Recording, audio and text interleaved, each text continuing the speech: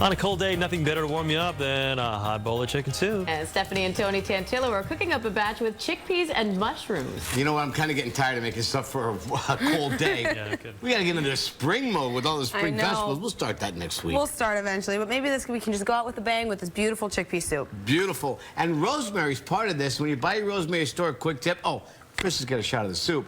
When you buy your rosemary, you want to make sure it's nice and green, very important.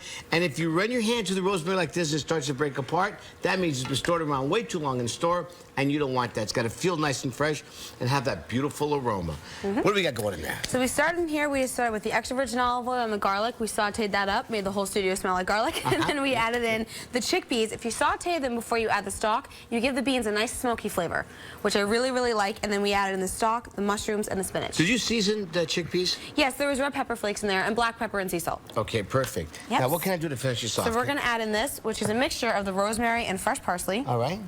We're just going to spin that I like out. to right at the end, just release just a little bit of oils, but don't yeah. cook it too much. And I don't want the parsley to wilt down a lot. How about a little pepper? A little bit more pepper. I think you're hiring me now. Just put the pepper in. You're really good at it. Okay, here you go. Right, good. And then when you're serving that, I'm going to put a lot of Parmesan cheese on here. Got to be very generous with the soup. In the bowl, right? In the bowl. Okay.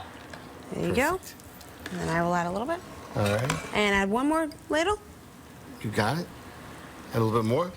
A little bit more. And then I'm going to finish off with, I love what you got to, the wheat bread, toasted wheat bread. Toasted wheat bread right on top for some crunch. And I am going to finish it off always with just a touch, and you don't mix this in, let it flow in, of extra virgin olive oil. Right on top. That goes, I mean, you have the bread, you have to put some oil on there. A little pepper, salt. Okay. Delicious. Soup's on.